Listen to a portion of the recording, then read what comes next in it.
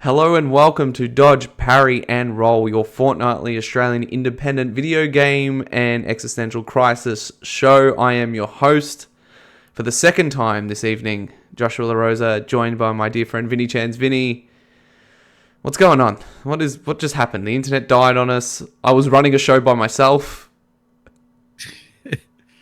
Yeah, you kept it going though. You know what? You nailed the call the second time though. Yeah, Absolutely nailed it. it's funny. I'm doing good. I'm doing the producing on this end, which is probably a mistake. And something happened to my internet. So Vinny, of course, dropped off because our Discord call dropped off. Me having no technical skills at all thought it was an issue with Vinny. So I was like, I'll just keep talking to the camera and keep hosting a show by myself, and maybe Vinny will rejoin. And Host a show for one. turned out it was just me. But it has been a few weeks. I feel bad to our, hopefully, audience. I like to be consistent. Yeah. If anything, I think me and you both are consistent people, right? Yeah, I think consistency is key in life. Yeah. So it hurt us not being here. We missed. What did we do? I think we're kind of like off tempo now because I think of course, this is a fortnightly Australian independent show, yada yada yada. But I think we missed a fortnight, and then we're kind of cutting in a week in to what would be the fortnightly cycle. Is that correct?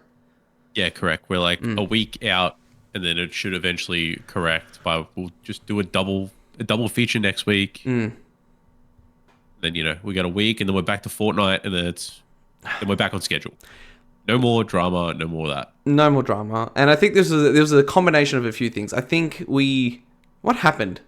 Because I know I had to move the last reschedule because I'll talk about my work in just a moment. But the first time, what happened? God, I was at the snow. You were at the snow. That's right. And then we tried to move the day. Your brother's at the house. Yeah, that's right. Kids everywhere. Yeah. Man, it's been an incredible 3 weeks. I feel like so much has happened. We've caught up in IRL, in real life. I don't know why I said IRL. I hate people that say that. Yeah, because we're on the internet. We're talking for the memers, for those kids. Let me tell you, I don't watch a lot of YouTube. I watch a lot of YouTube, but I don't watch a lot of like random YouTube. Like the things that I'm watching today are the same things I was watching 10 years ago. Yeah. You know what? It just goes to show how much luck is involved in making it big on YouTube. Because what are these people talking about? Like, do you actually know what you were talking about? Are you that entertaining? Or are you just grifting? Oh, yeah. Oh, so is this the people who have stayed at it for a long time? Did they just get lucky? Or the people who... I feel like there's people who have cracked the formula now. Because you feel like there's those... every video is about 14 minutes, get that monetization. Every video has those like hard zoom ins, those like very intense clip cuts or whatever. Have you heard about the War of the Worlds movie? Yeah, is that the Prime with Ice Cube? Yeah. Apparently that was shot during COVID, right? And it's only just coming out now and it was all done on like Teams. Yeah, it's literally done all like Zoom calls or whatever, and it's essentially just him reacting to the War of the Worlds via he's essentially on a Zoom call talking, and he's like, "Oh my god, this is happening," and he's like, "Oh my god, what is happening?" He's just doing like the thumbnail picture, like every Yeah. something. Yeah, it looks so bad. I'm not going to give him my time and energy for that, but I think the one thing though, I did watch like a 30-minute review on it because one of my favorite content creators did a review of it. What do you watch? What's in your YouTube rotation? Oh yeah, let's go. I like this more than what the other one is. Who needs a plan? We just go with the flow. Yeah, we just wing it.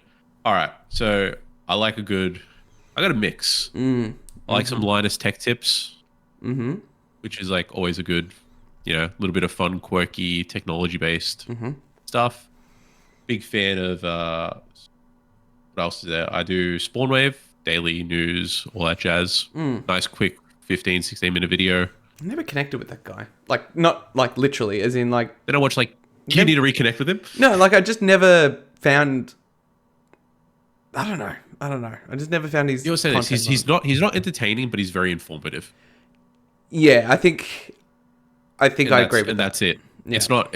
I don't follow him for his personality. I just think he puts out good quality content within the time period of the daily news, summed up in about a 10 to 20 minute video. Done. Yeah.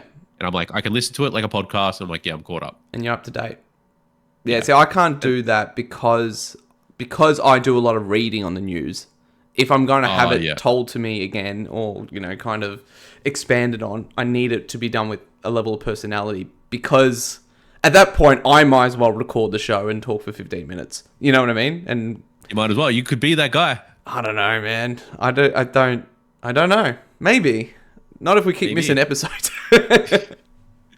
And then I got some pretty standard like reactionary content, which is like, for me, it's like Drew Goodham, Curtis Connor, Benny Gonzalez, Gabby Bell, and the Burbacks. Mm-hmm. So like 2 guys. They just do really interesting, unique videos. I mean, like I say interesting, unique, like they all do a similar style, which is reactionary, long form, like reviews and reactionary videos. Review content. Talking about just interesting, like niche stuff or just like dumb shit. Yeah. But that's like the brain rot filler, and then what else do I do? Then the random Power Rangers episodes. Yeah. Like toy reviews. You gotta stay informed. Yeah, and I do like some Pokemon Nuzlocks and stuff. That's it. That's is me. Nuzlocke? Basic.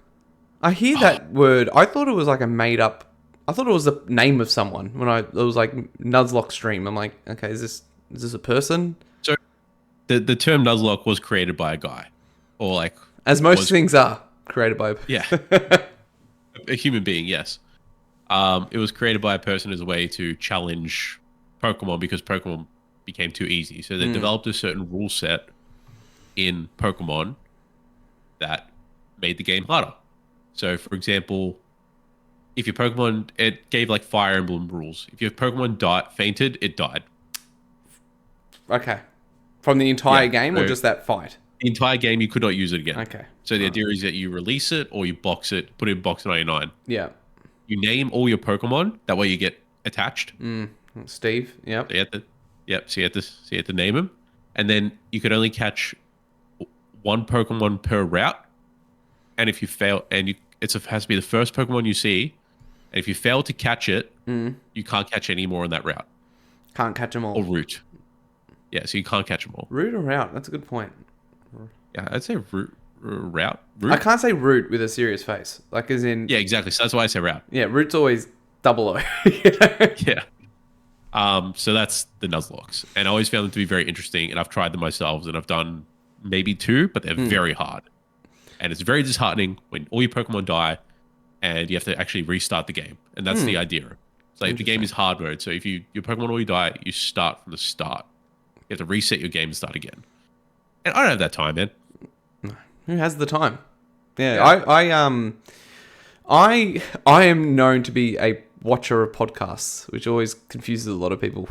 Like I watch podcasts. But yeah, I don't watch too many different things. Like I think obviously, I'm a big Sacred Symbols fan, and then I watch, but it's funny, I watch probably the most of the content I consume around video games is not PlayStation related. It's mostly the others, because I like... Sorry. Is it because you know so much about PlayStation that you don't feel like you need to hear it somewhere else? No, it's because because I'm so personal. I have such strong opinions that I don't want to... Even like the way we used to record, we would always have our show was before Sacred Symbols, right? In terms of like... Yeah. I didn't want my kind of opinion to be just a repeat of what was said on another podcast, right? So like... particularly when back in the old kind of setup where we were doing a bit more news-based stuff, we would record earlier in the week. So, that show wouldn't actually come out... Colin's show on their PlayStation show wouldn't come out until the end of the week. So it wasn't like anything we kind of said or did, or I said or did was, that's a good thought, and then I'm, sit on it and kind of come up with my own type thing. It was all analysis that we did ourselves. So... that is why I think I built up a bit of a... Like, when you go through my YouTube list, it's like kind of everything but PlayStation, because I like to own my own kind of views on it as someone that's... I would say, as a non in the industry person, pretty up there in terms of my knowledge as it comes to the brand, video games in general, taste, those things. Like, I think, not tooting my own horn, I think I could go bat to bat with some of the big YouTube players in the space. Yeah, he says wearing his PlayStation headphones. Yes. So I kind of like that angle. I always liked that. That was our approach, and even in stuff we're talking about today, like, it's always not premedicated by others, because at that point it's like, well, don't come to us. Then it's like, you're coming to us, but if you are coming to us, if you do stumble, thank you. But you gotta lean with yourself first. Yeah, and we know that from having our own experience, our own foot in the door, in just the way we grew up. Like, the way we grew up, we got our information. We had to scour the internet. You know what I mean? For anything, any kind of news and information that it used to be. Forums used to be huge back then, and that's where you used to kind of it wasn't this, the information was accessible to you. You had to, it was in a sense, but you had to dig deep. You had to go to page like 37 of like Newgrounds or like some kind of like gamer forum or like Game Facts, just to find some little bit of information that you would, and it was your ability to actually be like, oh, I actually want to do this. I want to look up something. I want to find out. Whereas now there's a YouTube video telling you all about it. Yeah, exactly. And it's like, I don't want to... That's why I think this show being, not so like, this week in video games or this happened. Like, it's kind of like, well, there's too many of that, right? I think unless you're building a show on friends getting together, and even then, that's probably been done a million times, so you got to get very lucky with that. But we find it fun, so that's why we do it. But Last Stand, like, I watch most of their content, including their Xbox coverage and other things. Mr. Matty Plays, who's actually the host of Last Stand's Xbox show. I watch his content. I discovered during COVID the Pop Culturists, which are an Australian independent video game. They're a PlayStation show, friend of the show. Those guys do great work too, and it's I often hear them talk about how, like, they've been at it for so long and kind of have found that there's like this plateau that's occurred. And it's a shame to see when you've got shows, which we used to say about our old show as well. It's kind of like the level of quality is there, and it's just that luck, that combination of luck and timing. So hope they stick to it. Out. Yeah, they do. They do some really good stuff. I think they're Melbourne based. I think they're in Geelong. So, they do some great work. I'd say that it's just hard. It's hard to break out as an Aussie, just because our accents are so potent or pungent. Not saying they stink, but you know what? It's hard to. They're not as palatable as an American accent. Yeah, and it's Skill Up saying that pulled it off. Yeah, true. He's massive. He's the other. He's one of the reviewers that I go to because I like his long form kind of like. Except he doesn't like Final Fantasy 16, or doesn't not like, but I think his review on Final Fantasy 16 and Death Stranding 2, I was kind of like, I don't necessarily agree with you here, but each their own. But that's. But what else has been going on? I'm trying to think back. The last 3 weeks, what's happened for me? We've got a new car on the way, so obviously baby number 2 is on the way. It's time to say goodbye to my XR6, which I've had since we're about 10 years next year. I've had the car. So it was my pride and joy, my Kinetic Blue FG Mark II XR6 that has been with me for the longest time. It wasn't my first car, but it was kind of like my first car, if you know what I mean. It's like, this is the car that people associate with me. So, it's a car that I recognize Josh to drive in. Yeah. For sure. So we'll probably have the car till the end of the year. Because I didn't want... My wife works at a school and she sometimes would drive through like farmland, depending on... Because it's just the quickest way to get there to avoid the freeway. But what that means is like mud and rocks. And I'm like, let's keep the XR6 until you go on maternity leave. Like we can afford to hold it for a few months and then sell it. So yeah, we've got a BYD C Line 7 on order, new from dealer, which will be my first new car. Thought it would be a manual GR86, but I'll settle for It's an electric SUV instead.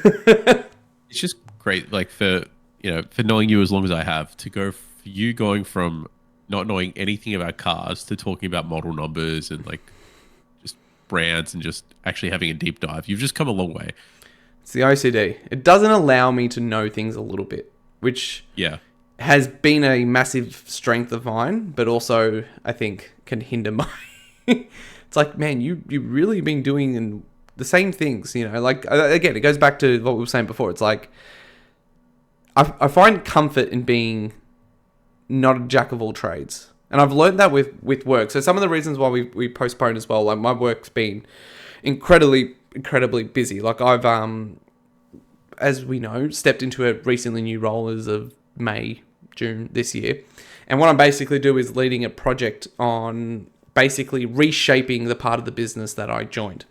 So I joined to help grow it, and instead I I found all the problems with it, put it politely. So what it's resulted in is gone, they're very good points. Can you fix it for us? So what that's meant is a whole bunch of different muscles being flexed in terms of like project management and leadership and things like that. And it's given me really great purpose. I've been really driven, and it's probably resulted in me working a lot harder than I normally do. But I was joking to my wife before because we had an email that got sent at about 5 o'clock, but I missed it. It was from our GM, right? So my boss's boss. Yeah. And she's like, why are you jumping on your computer to do it? Like, you shouldn't be doing that. And I know I shouldn't. But it came from the boss's boss. That, and you got to, like I said, you the appearance is everything. Yep. Right? I get left alone a lot because they know I'm on it, and I'm happy to kind of jump in after hours where I can because I know I give myself the flexibility during the day. Yeah. If I need to do something during the day, I will do it, but I won't let my work suffer. So you kind of got to do what you got to do. I hate that I can't, one of the topics we were going to talk about is like our daily rituals. And one thing I'm really struggling with, I've set my like do not disturb after 6 o'clock for emails, Teams, and LinkedIn, right? Because they're the three work stuff that kind of get notifications. I have found since I've joined this job that I'm checking in the mornings, at night, after hours. Like when I set those times off, like the only way I'll get the alert is if I actually go into the app and refresh it. Yeah. And I'm struggling, and I know I need to stop doing that because it's not that it's weighing on me in the sense that It's just not good balance. It's just not good balance. And I'm thinking about it constantly. I've woken up during the night and I've got no, I haven't got a notepad, but I've got like my phone and I'd like jot down thoughts. Like I was coming up with like financial formulas in terms of getting a product to profitability in my head at 2 a.m. in the morning. I know him. He's like, what are you doing? I'm like, if I don't write this down, it's going to leave me. So I know I need to, I've probably gone a bit too far in that direction. Yeah. But it also comes with the project because it's like we're kind of building a proposition and then building a tender to then go to the market with. So I'm kind of like, I'm doing this now because when the tender's out in market, I'll have a 3-week window where the respondents are responding. They might come through with some questions, but I'm hoping for 3 weeks I can just schmooze around, Yeah. But yeah, how do you, I know you're a very rigid person when it comes to these type of things. Like how do you disconnect? How do you do it? Oh yeah. So I found it really, I did something I had to learn really early. It was, kind of, and someone told me that it's like it's a radio station. Your life's a radio station. So you tune in when you're at work, and you tune out when you're out. Yeah. You change the station. So I've done the thing. Do not disturb. All that jazz. Put on mute notifications. Mute everything. I don't have certain apps on my phone either. I don't have emails on my phone because I get about 200 emails a day. That's a good idea. Maybe that's what I need to do. And so I was like, no, I can't do that. And then going into the like teams that we use, my active hours are 7 a.m. to 5 p.m. That's it. That is it. If I don't see a notification by then, I'll just 7 a.m. to 5:30. Yeah. Yeah. If I don't see a notification, it's just like an hour either way of working. That's it. Anything else is tomorrow's problem. Done.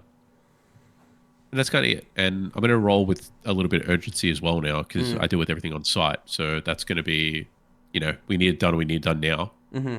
But at the same time, if you need it from another person in the business, they're not going to be online at that time anyway. Yeah, exactly. And then if I'm going to another external client, they're not going to be online at that time anyway. So really, there's no point keeping it on. No. And that's kind of what I had to learn to think about. Yeah.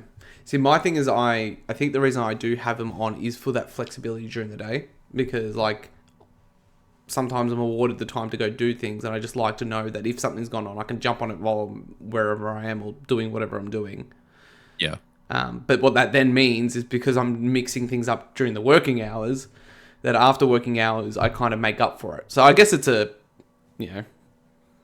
same thing, but...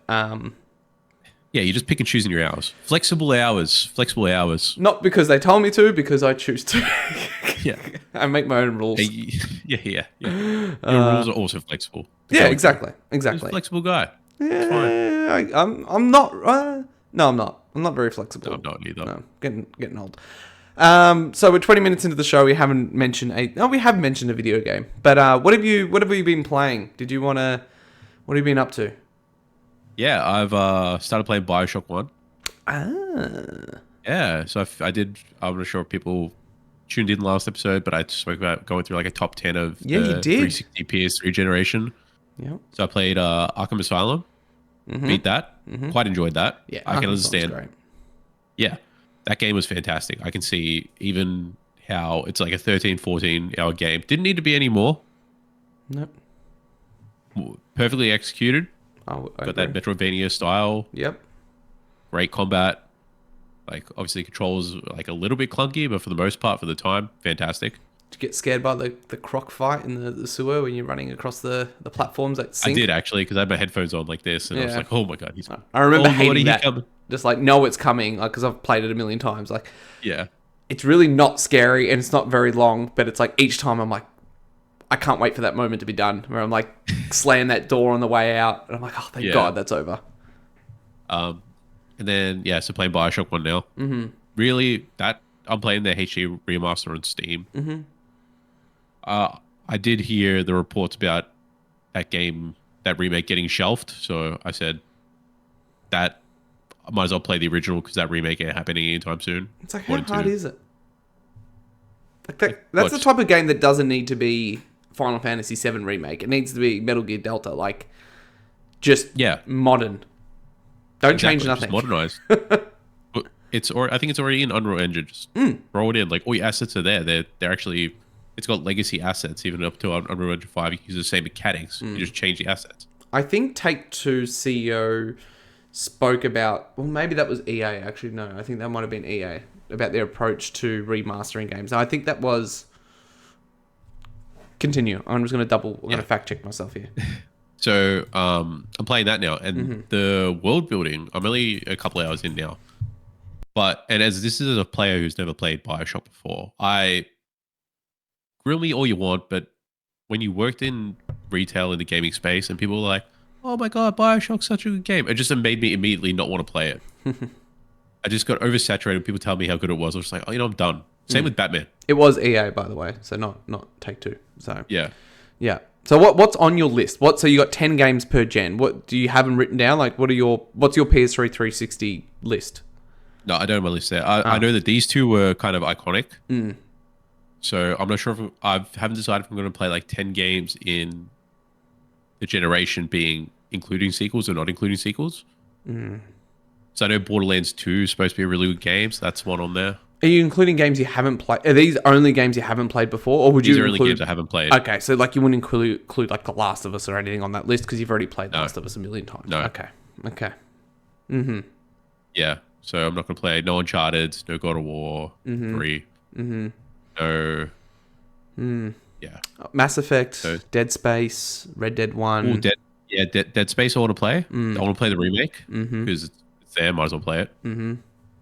Mass Effect never played, so that could be another one. Yeah.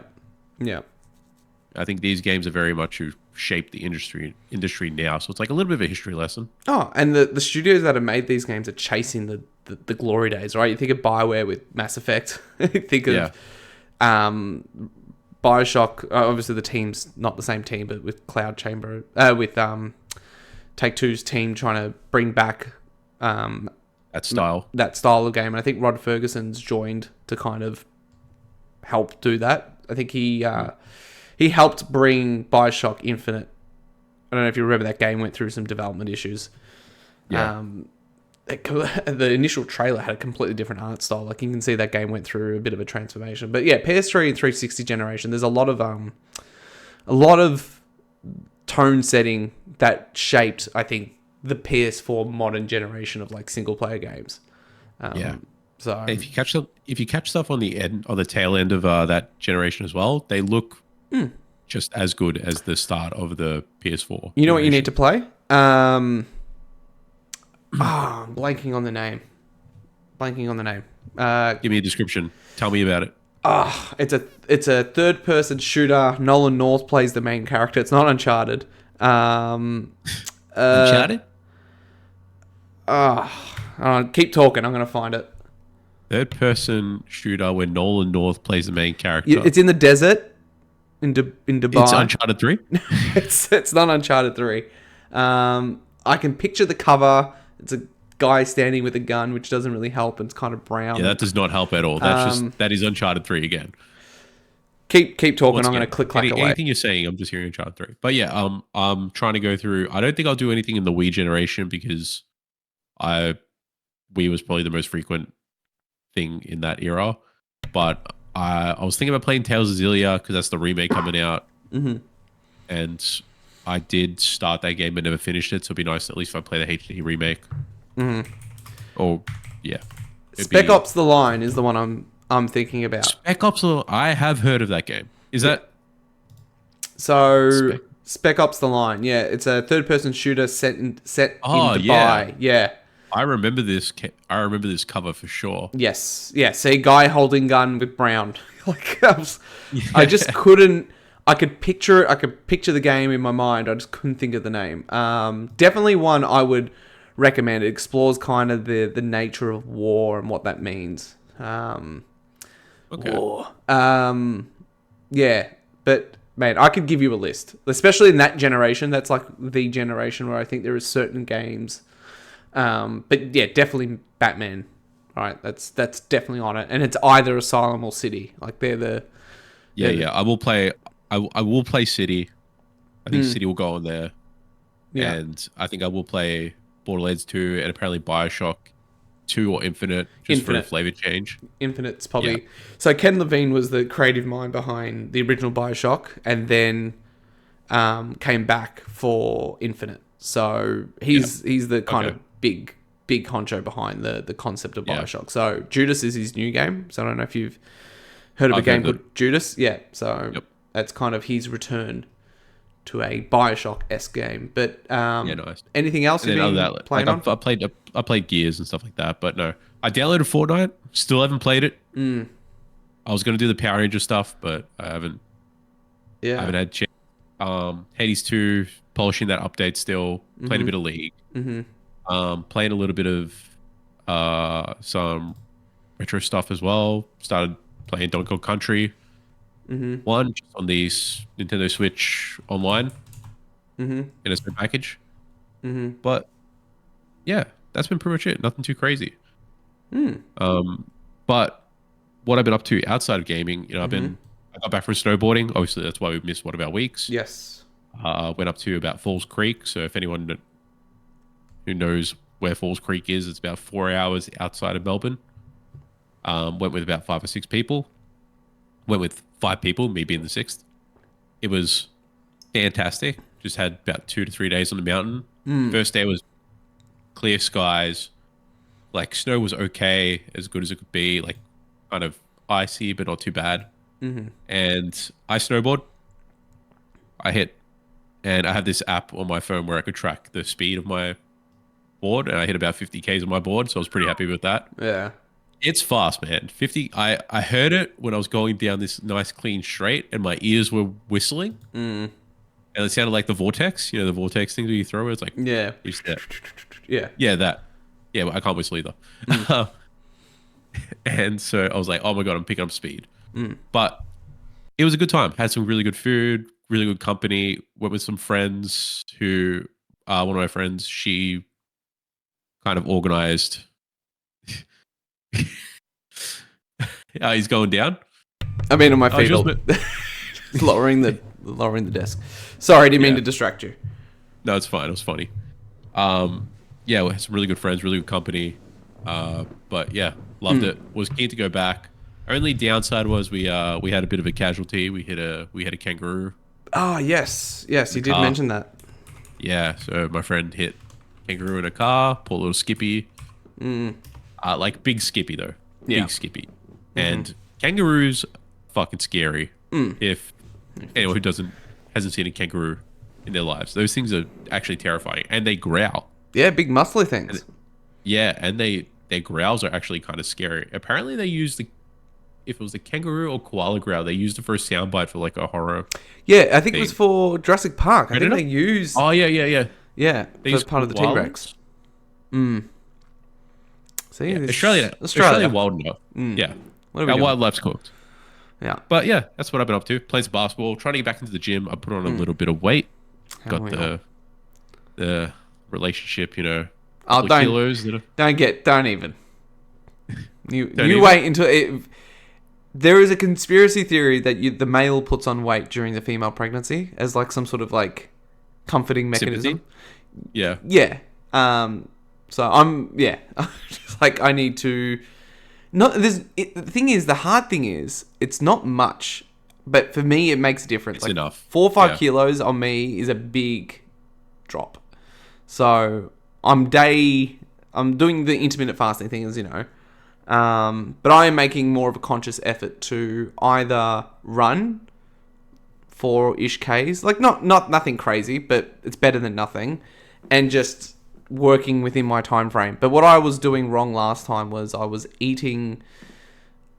I would do the 12 till 8, but I would only do a lunch and then dinner between that time frame. No, you got to have breakfast, lunch, and dinner. So yeah, that's what I've started doing, is having breakfast at 12, moving lunch to about 3, because that's where I would snack. It was around between like 3, 4, and 5. Like you get home, finish work, and you're just like waiting for dinner. So now I eat my lunch at 3, which means by dinner I'm not like ready to. You're not having a massive meal. Exactly.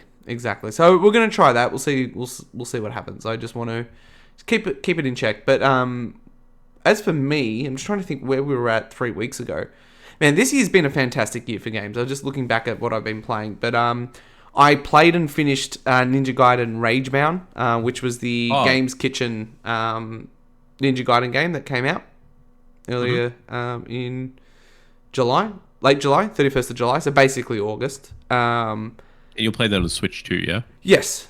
So my Switch 2 has been Ninja Gaiden Donkey Kong Bonanza, and I'm now playing Shinobi on it, which we'll talk to just a sec. But finished and played Ninja Gaiden Ragebound, loved it. Absolutely loved it.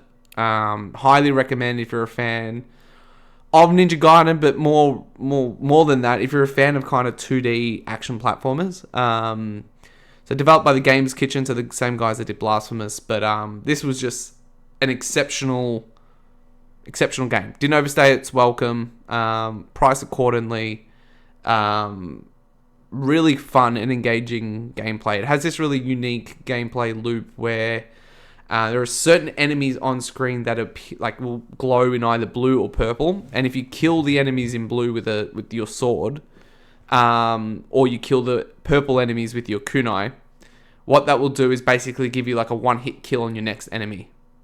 So you kind of get into this kind of rhythm where it's like multiple enemies are coming at you at screen, and you're prioritizing certain enemies that have a certain glow to kind of keep that flow state. So it's like, jump up, sword this guy, that gives me a one-hit kill, but then do a kunai throw, one-hit kill on the purple enemy.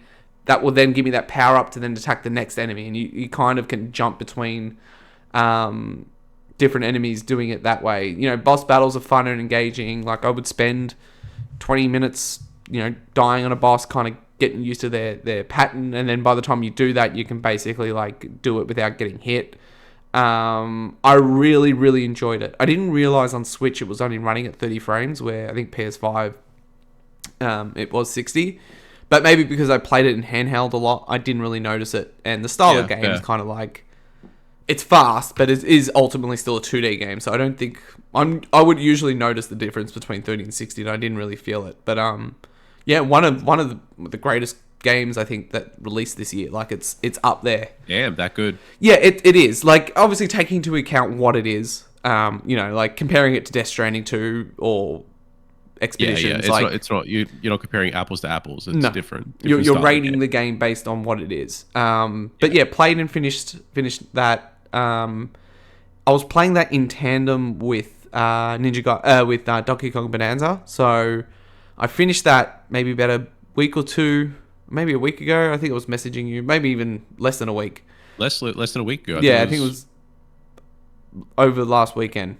So yeah, not that long ago. So I finally got around to finishing that. Obviously got a lot of late game stuff that I can still go back to do, like those extra kind of Bonanza levels. But I was ready to put the game down. I thoroughly enjoyed it. I thought it was fun. It's kind of like my first game with my son, so I think it will hold a special place because of that. That's cool. Yeah, he like when I was playing it, he would always grab the controller and like climb up on the couch and like pretend to play with me. So that's awesome. Like that's what I wanted the Switch 2 for anyway. Then from there, I played and finished that last night. Mafia: The Old Country. Oh yeah. What do you think? Good. Fantastic.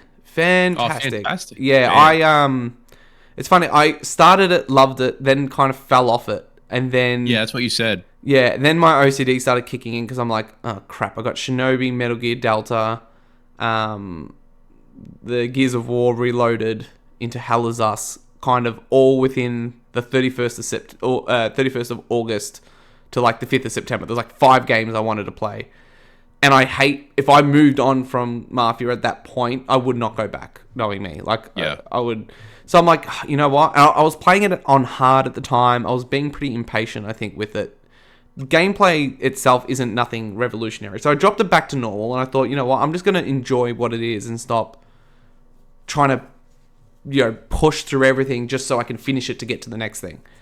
And as soon as I did that, I hit a certain story beat, and the game just really clicked for me. And I was able to kind of see past its good third-person shooting, it's okay stealth, but really it was the story, the tone, the setting, the characters that really stuck with me. And to the point where I finished the game and like...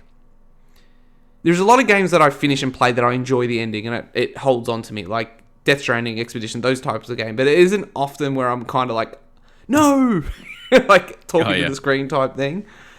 That happened with The Old Country, and oh wow, for a game that wasn't full price, I think I think it's only a $50 or $60 game in the US. So even in Australia, it's not a full $110 whatever we. Yeah, I think it's like an $80 game. Yeah, I highly recommend it. If you're a fan of either the Mafia games or more older school linear third-person shooters, it's not as great as like an Uncharted, but it's got heart and got a really compelling story, and the characters are fantastic, I think. So I actually recommend this game to you. I think this is one that if you get a chance to play, you will enjoy. It's only 10, 12 hours. It doesn't overstay its welcome. It's not open world. It's level based. You've got opportunities to explore Sicily and things like that, but that isn't the purpose of the game. But yeah, really, really, really great characters, I think, is what I come back to. Like 4 or 5 characters that I can not only name, but I can describe that feel real. So yeah, highly recommend. So now that's all done. I picked up Shinobi on Switch, so I'm currently playing that, enjoying it. I haven't played it enough to kind of... It's a very different style of game to Ninja Gaiden, but I've only done maybe the first 2 or 3 stages, so I haven't gotten deep enough where I can really form an opinion on it. It is apparently a much bigger game than Ragebound, so likely something I'll continue to play. And then I've got my favourite game of all time that got remade, Metal Gear Solid Delta, or 3, Snake Eater, sitting there, primed, ready to go. So if I wasn't here With right your, now, I'd be your playing. 20 FPS. Yeah, I think I've heard Here's the mixed thing. things. I don't think it's as Yeah, bad as what people are saying. They're like, it drops from 60 to 40. I'm like, okay, that's not great, who and it should be cares? 60. But Yeah, Snake, like that game, you're not like, it's not like Metal Gear Solid 5 where you're like sprinting and diving. That's like a slower game because it's a PS2 game. It should be running flawless at 60. I'm not defending that, but I think there's a difference between like it's not properly optimized and where it should be versus the game's broken, don't play it. You know. yeah. This So is this is the this is the thing with I guess modernized games where we didn't care if something froze back in PS2, PS3 era.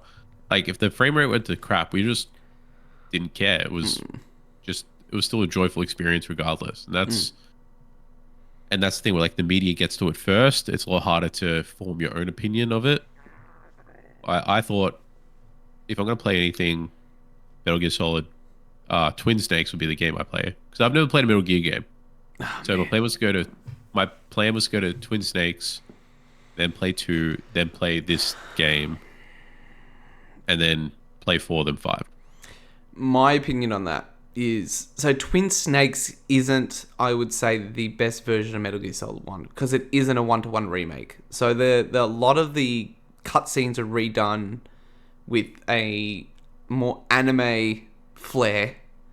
So it isn't so much. I know that people talk about like the gameplay being broken by being able to do the Metal Gear Solid 2 camera scheme in certain bosses. That doesn't worry me so much because it's like I'm not really playing Metal Gear to get like, I'm not playing Metal Gear Solid 1, a game from the 90s, to get like a 40-hour, like, you know, I just want to get through the story. But I think there is enough changes to the way that the story is, and they've re-recorded lines and things where it's not the same game, which is disappointing to hear.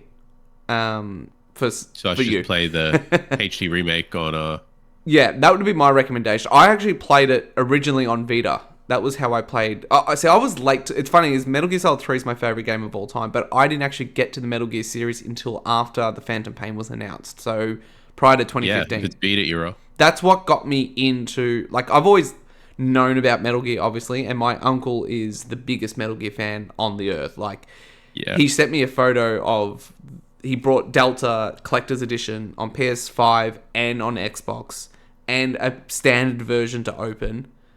So he owns every, like, he'll buy every version of it and just not open it. You know? Yeah. So I've known about Metal Gear for the longest time. I have vivid memories of watching him play 3, 2, 4. I was probably too young to remember him playing 1, but definitely remember him playing like 2, 3, and 4. So I've always known about it, but yeah, it wasn't until after the Ground Zeroes reveal I'm like, this looks so like something I would like so much. I know how much people I know love it that I have to play it. So I went and played the collection, and I played number 1 on Vita because I just felt like handhelds are good for that kind of for a PS1 game. Games. Yeah, it was. I do remember when I played it. Like after a period of time, did get over the controls. But I imagine if I went back to it today, I'd be like, oh my god, like it would take me another set of time to get over it. I hope they ultimately go back and do the older games in this Delta style remake. I wonder what they do next, because technically the next game in the timeline would be Peace Walker. So it goes 3, Peace Walker, into 1, into 2, into 4. I don't think they'll touch 5 because 5 is pretty modern. Yeah, that's fair. Well, they made The Last of Us about 4 times, so who knows? Who knows? I think I think you could start with Delta. I think you can start with 3 because it is the most standalone.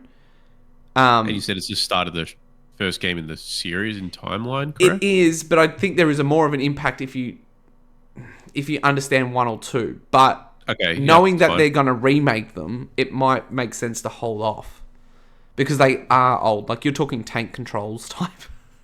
Yeah. Yeah, I'll see how I go. Yeah, I might just touch it a little bit, see how I go, and then if I don't like it, I'll just put it down. I'll be like, no, not for me. Do you have a handheld? that you can run I it do. on? Yeah, I do. Where is it? I recommend doing it that way. It becomes Yeah, less I got my painful Vita. when it's like not on a 60-inch TV when you're playing a Yeah, PS1 fair. game.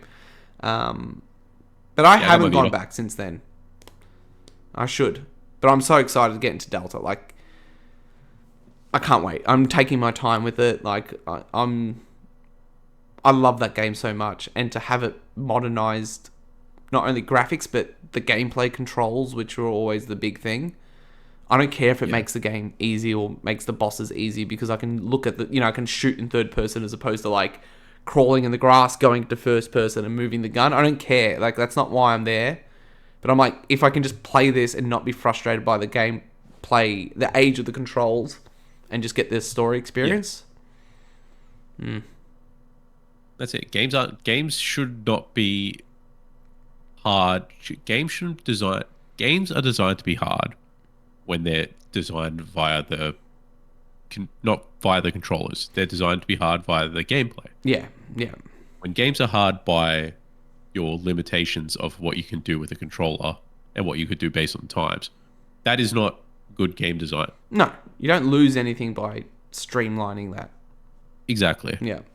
Yeah. It's like, oh, and that's kind of where I'm at with games. So when you said you switched Mafia the Old Country to normal, I'm like, you know what? There are so many games where I've just done that. I'm just like, you know what? Normal. Give me the game that is the average gaming experience, and I'll enjoy it. So Batman, I played in normal. BioShock, just playing in normal. I'm not a good FPS shooter. Don't have the hands like I I used to. So first person's fine. And normal's fine. So yeah, I'm all for that. And like, yeah, modernized controls, bring it on. 100%. So I hope they continue with that. And I'm glad they're not doing a Final Fantasy VII. You can't touch Metal Gear, especially because you don't have Kojima there. So the safest bet is to just do these one-to-one remakes. And even with one, there's going to be that temptation to be like, it's a PS1 game. There's only really 2 enemies on the screen. We can make it 5. Don't. Just modernize it. And that's it. Maybe don't sell it as a full retail price. Have it as like a $50 USD, like a cheaper game. Yeah. Which they probably don't even need to do that, because Metal Gear Solid 1 holds such a special place in the industry. But I hope they get to 1, 2. 4, I think, just needs a remaster with updated controls. I don't think they need to go in and like bring it to Unreal Engine 5 and do all those different things. I think that can stay as a remaster, but remapping the controls. So we shall see. So yeah, Delta's next on my list. And then obviously continue with Shinobi. But I think this is a good segue into maybe just a bit of a not a very deep conversation. It is a deep conversation, but I think something we can just touch on tangentially. I'm interested to get your opinion on this. So, as you know, Helldivers 2 launched on Xbox on August 26th, the same day as Gears of War Reloaded launched on PS5. Bit of a handshake deal there. Yep, there's a lot of discussion online around this multi-platform future, the importance of exclusives. Do exclusives still matter? I wanted to get, I guess, at a high level view on your opinion as it comes to the importance or lack thereof of exclusive titles. How do you feel about Xbox bringing their games to PlayStation? How do you feel about PlayStation potentially bringing more games to Xbox? Is it like, is it one-to-one? Are they doing different things, or is it really just both of them going multi-platform? So I know that's a lot, but okay, pull on any thread that you think is exciting to talk about. I think it's good from an accessibility standpoint to have the games being available on multiple platforms. Mm-hmm. And I think when it comes to, but I have a theory about them not being released day dot on multiple platforms. From who? Like when it comes to exclusive, or former exclusives. Mm-hmm. The reason being is because if that potentially happens, then it could relinquish the actual use of a console. Because in that standpoint, because we all know hardware costs a lot of money.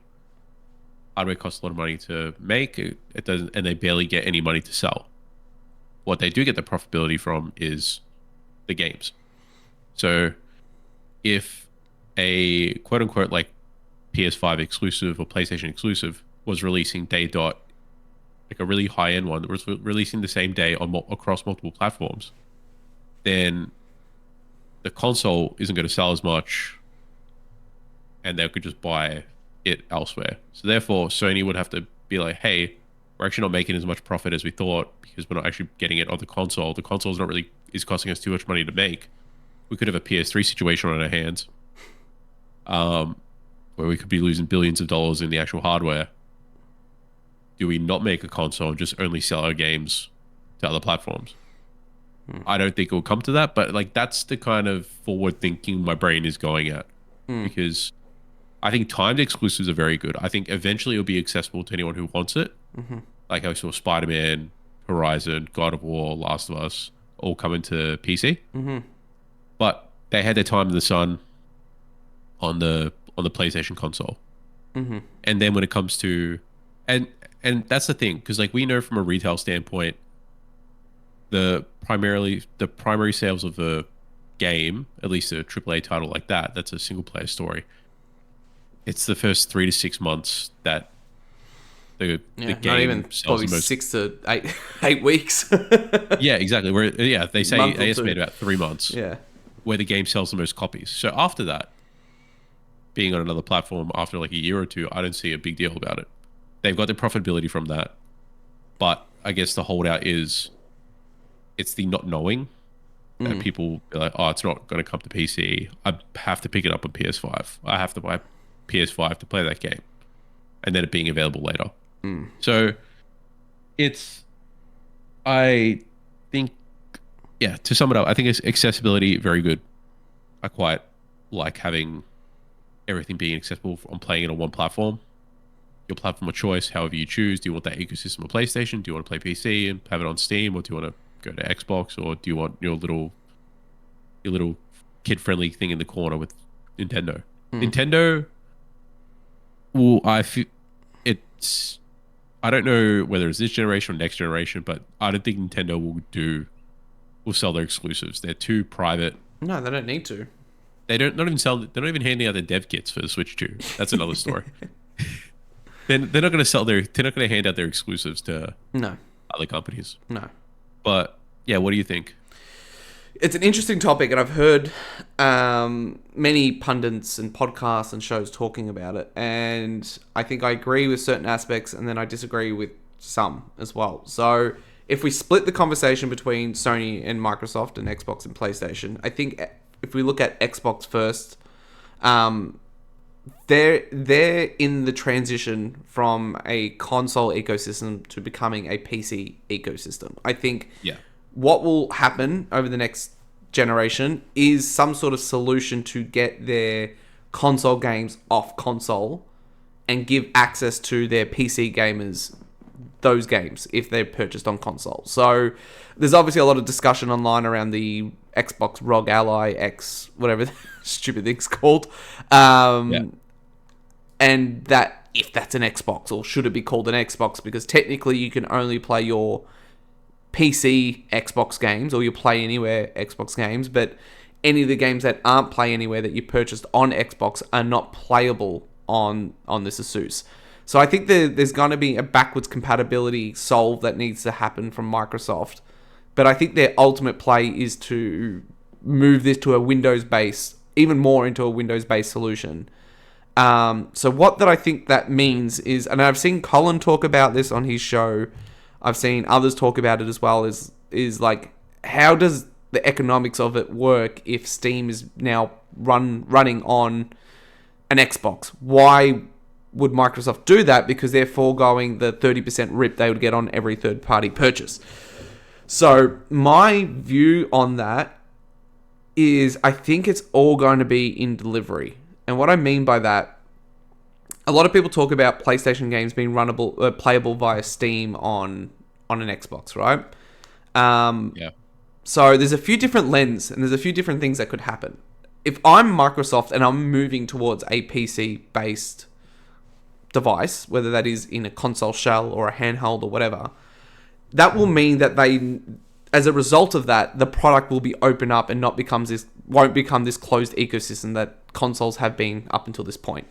So technically, you could buy this Xbox and have Epic, have Steam, have all these other storefronts on it.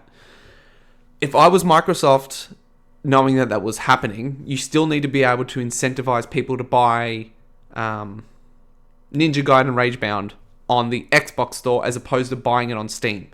Because what that would happen if it's purchased on Steam, you know, Koei Tecmo would get the 70% rip of the sale and 30% would go to Steam. Microsoft wouldn't get $1, even though it was purchased on an Xbox device. Whether it was purchased on Xbox store, Microsoft get that 70%, that 30% and not Steam. So I think what will happen is, I've always had this view, and no one's actually said this, which is surprising, that Steam games will be playable on the new Xbox, but perhaps you can't purchase them. So what it becomes is here's everything you own on Steam. And if you want to buy a game on Steam, you have to take that extra step of going onto your PC, going to Steam, buying it on Steam, and then syncing it to your Xbox console. And so the convenience is not there. So what I think that will mean is it will filter out a lot of the casuals that, given the choice between Steam and Xbox, might go Steam because it's right in front of them. But if it means that they haven't got a native way to actually purchase and interact with the buying of games on their Xbox, and means they need to then go on PC, you need to be some level of tech savvy to understand what all that means. Yeah, because I think if Steam just opens up in big picture mode, and for some reason the store is locked, then that's huge. And then same thing with Epic. And then exactly. So you wouldn't be able to natively interact with the stores on your Xbox, but you would have access to your library of purchased games. You just have launches. Not even launches. It might just be a consolidated view of here's your PC games that are available to play. Oh, okay. And you've purchased Ninja Gaiden on Steam, but you can't go into the store to buy it on your Xbox. It's syncing it to a purchase you've made on your PC. So what that'll mean is, as someone who buys this, not having really a deep understanding of what they have, someone a casual not knowing what the difference between a console and a PC is, the only storefront they get to interact with is the Xbox one. That's something I've never seen brought up by anybody. But I just think that is the way I can kind of see this going, where it shows you everything you've got on Steam and you can play those games, but you can't go into the Steam store and launch and buy games through them on your Xbox. Yeah, there's some avenues you have to jump through there, because really, if you're going to need a dedicated Xbox OS to make those things available, and then have those, you'd almost need a separate application for each, a separate developed application for each of those launches, to not have a store, essentially. So the new Xbox PC UI is trying to do that. So the what's available on this ROG Ally is actually showing you your Steam games, right? And you can launch those games. So what I don't know, and I'm not tech savvy to understand, is like, when you launch Ninja Gaiden that was purchased on Steam, does it launch it via Steam? Maybe it still does, but what's not available is the actual storefront. Okay. And maybe that, this is, again, I don't know. So it'd be like everything just runs in the background. Yeah. It just shows it as one consolidated PC library. Open the application. Yes. But if you were to go on your PC and buy Spider-Man on Steam, sync it to your Xbox, it would be playable. The only store. Yeah, cool. Yep. I'm picking up what you're putting down. Yeah. I'm catching what you're throwing. Yeah. That's an interesting theory. I actually quite like that. So that's one thing. Then the other portion becomes that Microsoft opening this device up, regardless of all what I've said, does mean that they're wanting to become less reliant on third-party sales, and perhaps are comfortable enough, if they're not going to be... Sony rely on first party because they have an ecosystem of hardware and software running in tandem, right? If Microsoft are moving away from perhaps even having their own devices and having companies like Asus and whoever else make the Xbox, maybe that pivot means that they can become more Nintendo-like. And what I mean by that is reliant on their own games to drum up revenue and profits across all platforms. So just I like mean, they have enough Nintendo, studios. like Sony are relying a lot on third parties, those $30, 30% rips on everything that you buy. Nintendo is the opposite. They're much more reliant on the 100% rips they get on their own games, and their games Yeah. selling 20, 30 million copies. Xbox can do something similar, not on an Xbox, but across PC, PlayStation, and their own devices, and Switch. And be like, we're going to become more self-reliant because we want to shift into a software-based solution, which Microsoft are a software business, and services, and that drives the money. So what we forego on the 30% rips on Ninja Gaiden, we want to make up for with the 70% rips on these games selling on Steam, Epic, PlayStation Store, Nintendo Switch, everywhere else, which we didn't have before. Yeah.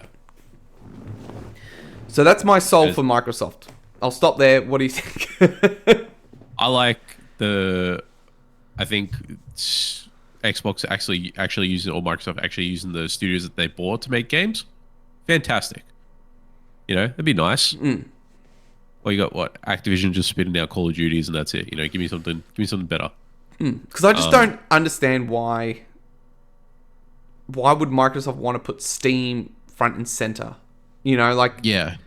I think that there's some legalities around Windows and having it be open so they know that. But I also don't think that means they need to have the storefront launchable on the Xbox and you can just launch Steam. I just think it's still a bit counterproductive. I think if it's like the workaround is like, yeah, your Steam games, your PC games are playable on this device and it's open that it can run and launch your Steam games.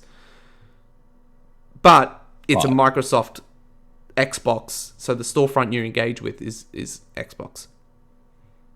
Yeah. Just like on the Steam Deck, you can run Game Pass, but you have to go into Linux and launch Windows and like, it's doable, but I don't think they want it to be easy. Okay, yeah, I get what you mean. Yeah. So that's my lens for Microsoft. I think that works. I think if anyone's going to do, I reckon they'll go the way that you're talking about with your latter version, your 70% into the software space and forgo the hardware space. They could even potentially do both because you know what, 70 plus 30 equals 100. So you just mid-max. You got your 100% by compromising either way. Yeah. But I think they recognize that they're not going to sell 80 million consoles ever again, right? Like the predicted or the that era is done. Estimated sales of Xbox Series is like under 30 million, right? And a large chunk of that is driven by Xbox Series S, which is just a accessible way. So I think they read the tea leaves, they know what's happening, and they're making that smart pivot. What I don't like is the online pundits comparing what Microsoft is doing to what Sony is doing. And my view on Sony's approach is that there's a few different lenses that they could be looking at this at. One lens is that, just like everyone else, there's the assumption that the next Xbox is Steam, is a PC, right? Is a PC. Yeah. So therefore, games purchased on Steam would be playable on an Xbox. Therefore, the messaging that will come from that is PlayStation games are playable on Xbox. So what does that mean? So Sony could be in a position to go, we want to make more money, obviously. We want to bring our games off console, obviously. Do we need to launch an Xbox version now? Why don't we just double down on Steam and the Xbox player base that want it can actually play it on their Xbox and they have to purchase it on Steam. That way, we cut out our competitor from getting any money off the sale. But they did just launch Helldivers, right? Which is kind of like, doesn't really align to that. But behind the scenes, it seems to be a lot of the industry insiders are kind of talking about Sony is going to Microsoft and saying, okay, you want Helldivers? And you want it purchasable on your store? We want you to pay for the port and we want it 90% rip as opposed to the 70-30%, right? Yeah. So they could be using this as an opportunity to leverage that like, hey, Microsoft, these games are going to be playable on your new devices via Steam. You don't see a dime. You don't get a dime. We can make it possible for you to get in on this, but we want a bigger cut. Yeah.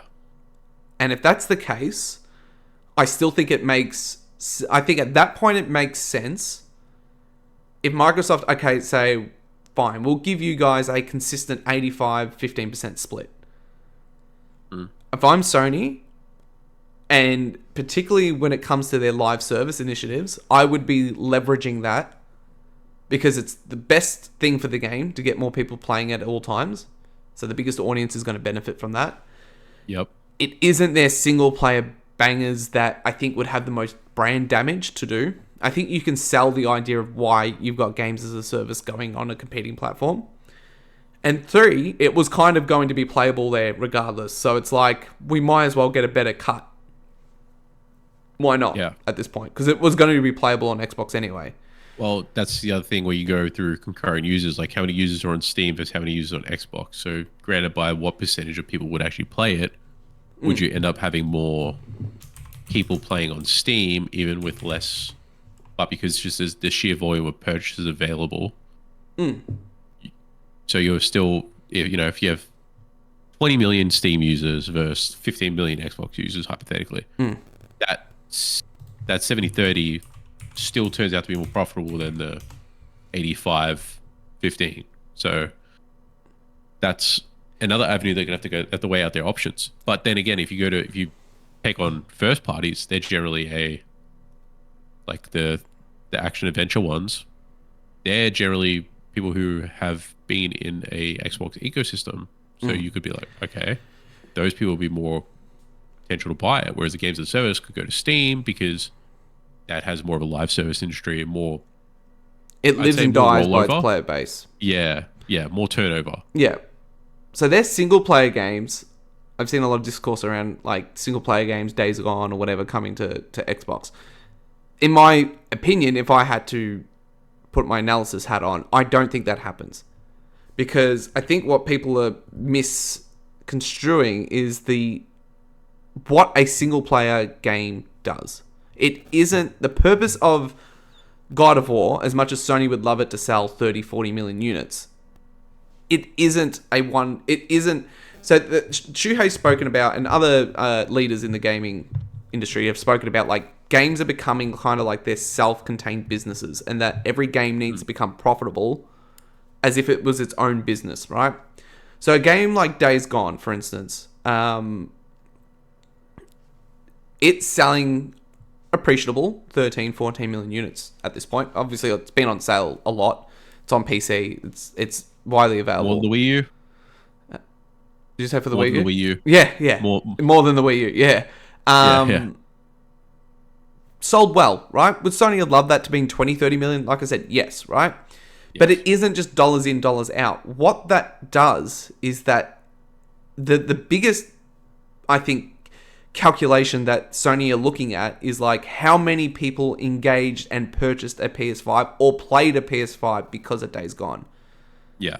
And did that person buy it for Days Gone and then go into the store and download Fortnite and buy skins and buy Call of Duty skins, and that becomes the calculus. So a game like Last of Us, like God of War, Last of Us, those games that sell $10-15 million, and people, the Xbox people, whoever, going, these games are $300 million to make and they're barely making any money. Why not launch it on Xbox? It makes perfect sense. What they're not taking into account is, of those 13 million sales, how many of those people are new to the PlayStation ecosystem or purchased a PlayStation to play, upgraded from PS4 to 5 to play Horizon or God of War. And then what percentage of those people who are on a PS5 who also play elsewhere as well, because they were playing God of War, interacted with the storefront and did something else because they're on the console and they got PlayStation Plus just because they wanted to play something with their friends. Exactly. So that is my reasoning. So if I'm Sony, the way I navigate the fan base, the way I navigate the changing tides, is I would go to Microsoft, negotiate the better rates, say that we want to bring our games as a service to your platform to ensure that you get a cut for these games that are going to be playable on PC. Anyway, we make more money. I think you can sell your way out of why you're doing that. And single player games will come to PC sooner, 12 months after launch, but will remain a console exclusive whether that be timed or not. And I want to have commitments to bringing games to PC. Like, and Herman and Hideki Nishino spoke about that during their last financial update. Was kind of like, we're very selective on what games we choose or not bring to PC. I would keep that verbiage because you don't want to set the expectation. PC gamers will wait. Everything's coming to PC. Yeah. No. Yeah. You want it to be, this game might come in 6 months. It might come in 2 years. Yeah. And that's where I think is important, because if you have if the consumer is aware of the fact that is a guarantee that a game is coming to, another platform in 0 to 2 years, then that really hurts Sony's ability to sell a console. Exactly. So they need to. Sony is so reliant on PlayStation and the hardware selling to get that 30% rip that even if they know they're losing or they're leaving money on the table not bringing a game to PC sooner, if it means we get X amount of new people buying a PS5, it's worth doing that in the long run, because the money we're making per gamer is greater than the money we'd make on the game as a single product. So yeah, that's my analysis on PlayStation bringing games to Xbox. Anything on that, or you tend to agree? Is anything that you think I've missed? No, I agree. I agree pretty heavily with it. I like your take on the fact that the launch is going to be, not going to have a store. I think that the idea of having everything as ambiguous as possible when it comes to Sony not releasing their, if not all of the games on another platform, like, keep that ambiguity, because it's really powerful. I mean, it's the not knowing, which is the itch that consumers can't scratch. Yeah. But it's pretty crazy when we feel like we're going to see the death of a console war in our lifetime. Where I think going back, we kind of missed the Sega one. We were kind of too young to even. Yeah. Yeah. Even then, like, I maybe caught my cousins had a Mega Drive or a Genesis. Yeah, we had one. My uncle had one, but I was never like by that point, he was a PlayStation guy. It was already a PlayStation or Nintendo guy. Like, Sega was well and truly done. Yeah, and you hit those commercials with, like, Crash, like, standing outside Nintendo's office and just, like, yelling, Mr. Plumber Man, come out and play. Yeah, yeah, we're witnessing that in real time, right? Like, Xbox is making the pivot that makes the most sense for them, and I just think that there is this contingent online that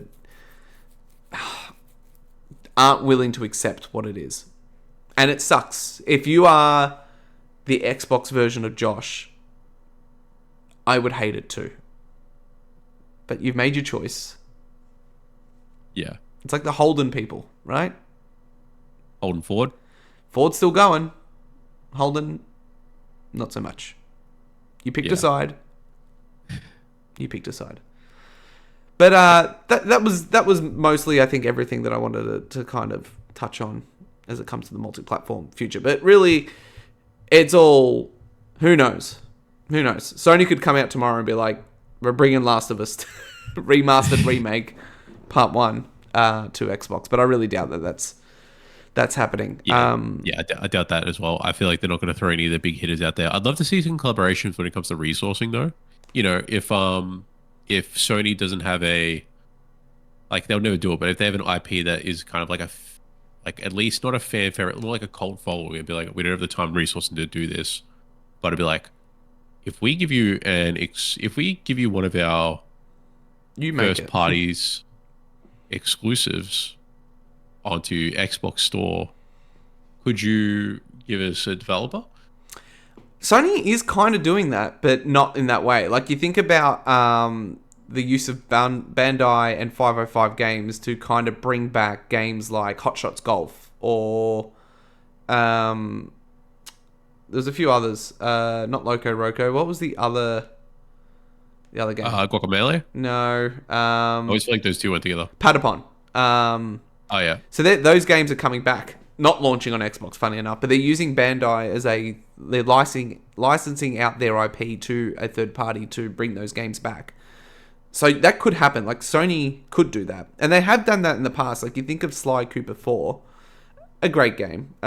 Thieves in Time was made by Sanzaru, right? And that was... Yeah. Those are the guys who did the HD collection for PS3 that went to Sony with a prototype for Sly 4, and Sony approved it, and then they became the developer and not Sucker Punch on Sly 4. So it can be done.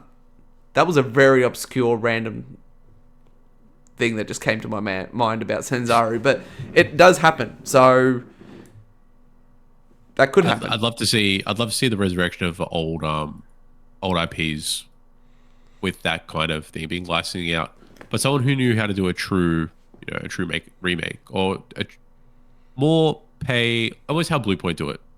They take an IP, they polish it. God of War is ripe. Like 1, 2, and 3 are ripe for remakes. Yeah, I'd love to see God of War 3, God of War trilogy remade. Yeah.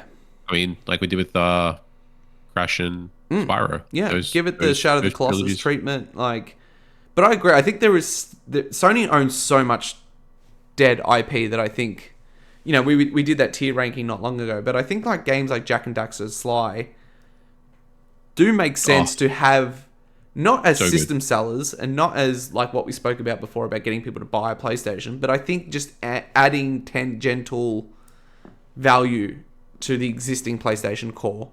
Yeah. Could release it digital only.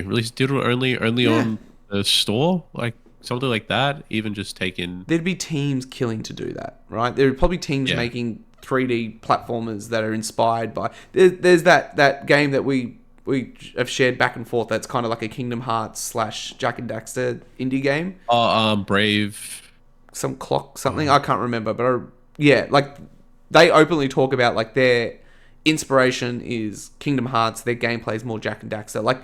There were teams that would kill to do it. Sanzaru did it. They would, look at Crash, right? Like, Toys for Bob. Like, there are teams that I think can do it. It's not going to make bucket loads of money, but if it keeps the fan base happy, the fan base are always raving and talking PlayStation Online, that drives the culture, right? And that's why PlayStation is now it is because of the culture that the PS4 brought with it, that it became the dominant main way for people to play games, right? You think PlayStation... Yeah. That's the go-to for it. So, man, I would love... Dusk Fade. That's the name. What, House of Fade? Dusk Fade. Dusk Fade. That's it. Yes, that's the one. Yep. So, yeah, I would love for that. If you could bring back... I mean, I'm getting dark-sided, so I'm good. But if you could bring back one dormant IP, doesn't have to be PlayStation, from anyone, and one studio to make it, who would you get to do it? One dormant IP. That's hard because like off the top of my head, off the top of my head, I'm thinking like, give me another Jak, give me another Jak and Daxter, give me the cancelled Jak 4. Mm-hmm. Who would make it? Isn't it hard? Because Jak's got more. They've got more of a story than like your Crash, so it requires a level deeper than just like, Toys for Bob. Not that Crash is bad, but like. It's funny you get Insomniac to make to make Jak and Daxter. Yeah, well, if you want Ratchet, do it as do the multiverse thing, properly. Because there was the gun in not Kraken Time in Rift Apart, which would bring in Sly and Jak from different dimensions. Or the only other way you do it is like the next Astrobot. You take the concept of like the God of War level.